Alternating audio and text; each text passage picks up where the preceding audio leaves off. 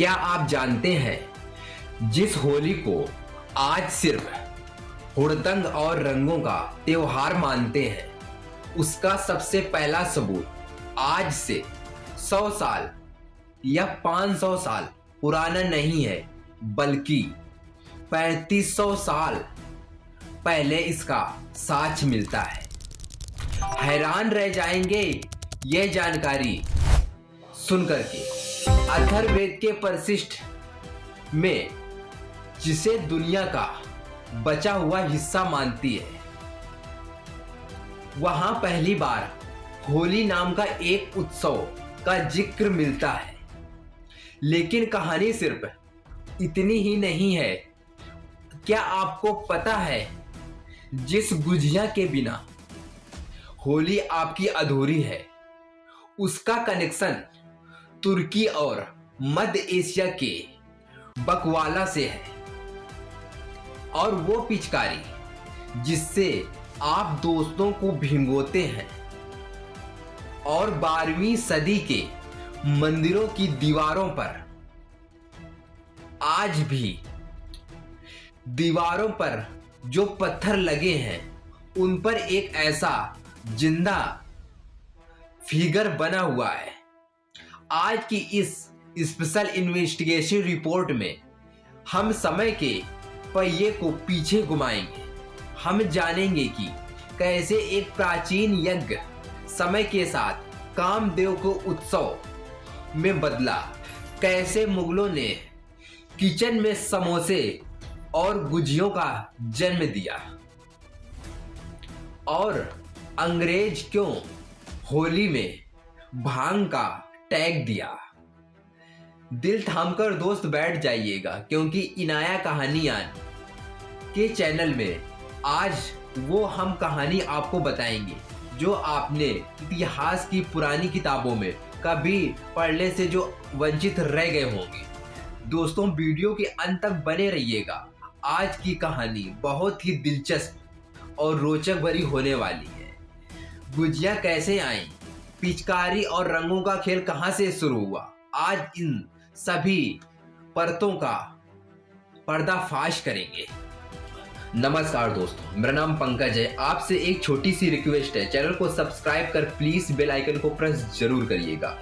Video के आखिरी तक बने रहिएगा और कहानी के अंत में एक कमेंट जरूर करिएगा, कहानी आपको कैसी लगी और आप कहानी कहां से देख रहे हैं। चलिए दोस्त, कहानी को शुरू करते हैं।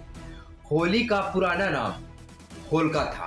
आज से करीबन 3500 साल पहले हमारे देश में अथर्ववेद नाम का एक बहुत पुराना और पवित्र ग्रंथ लिखा गया था। उस किताब में होलिका नाम का एक त्योहार के बारे में जिक्र होता है, यानी जिसे आज हम होली कहते हैं। उसका सबसे पहले पुराना नाम होलिका था। यह सिर्फ राजाओं का त्योहार हुआ करता था। इस त्योहार को वीआईपी त्योहार उत्सव माना जाता था। आज के समय में होली पर हम सब सड़कों पर, मोहल्लों पर, गांवों पर और दोस्तों के साथ जो रंग बिरंगा त्योहार में गुलाल फेंकते हैं, इसे होली नाम से जाना जाता है। लेकिन आज से 3500 साल पहले ऐसा नहीं था। उस वक्त त्योहार सिर्फ महलों के अंदर ही राजा महाराजा लोग ही मनाते थे। आम जनता इसका हिस्सा नहीं हुआ करती थी। सिर्फ आम जनता के लिए त्योहार नहीं बना था, सिर्फ राजा महाराजाओं का ही ये त्योहार हुआ करता था। एल बासम एक इतिहासकार माने जाते हैं।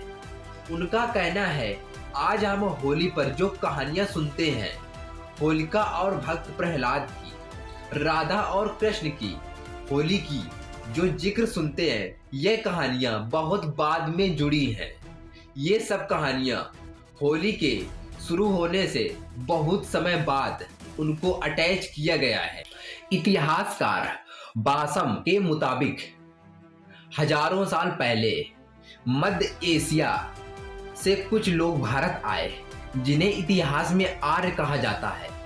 इतिहासकार बासम का कहना था, होली का त्योहार असल में आर्यों के समय से चला आ रहा है।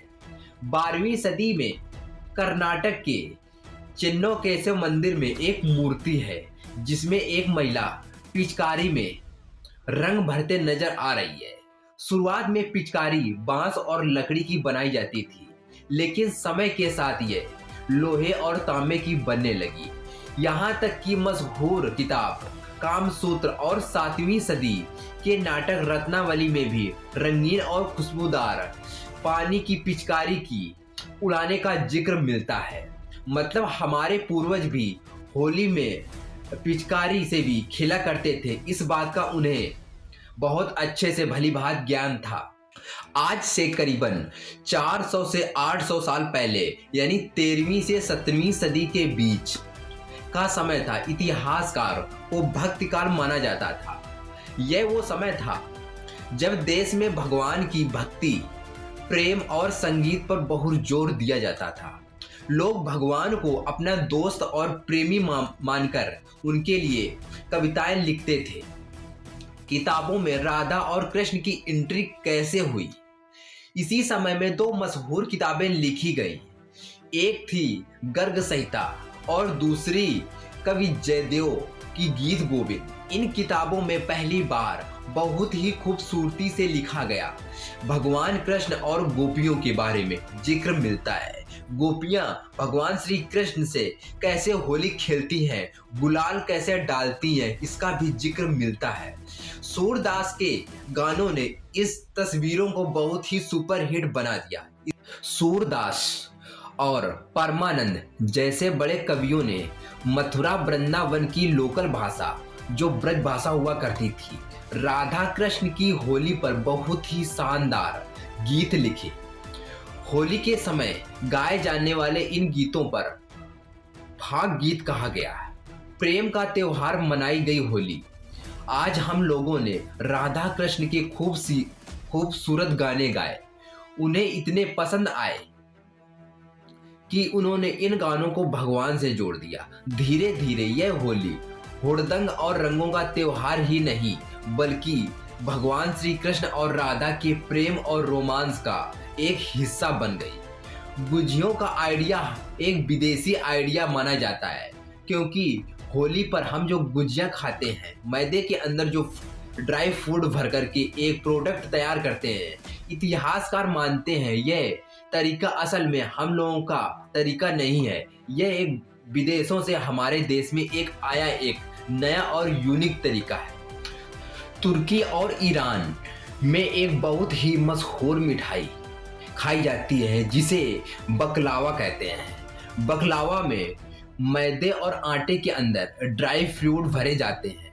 कुछ जानकारों का मानना है कि मैदे के अंदर जो मिठाई भरी जाती है, यह आइडिया यहाँ के लोगों ने इसे बकलावा कहा। भारतीय लोगों ने इसी बकलावा को धीरे धीरे गुजिया से जोड़ दिया। करीबन 700 से 800 साल पहले यानी 13वीं सदी में जब विदेशी भारत आए, तो वो अपने साथ एक नई प्रकार की डिश लेकर आए जिसे समसा कहते थे। इस समसे में मैदे के अंदर एक नमकीन सा प्रोडक्ट भरते थे। भारतीयों ने इस प्रोडक्ट से एक समोसा का जन्म दिया और इस समोसे को पूरे भारत में बहुत तेजी से प्रचलित हो गया।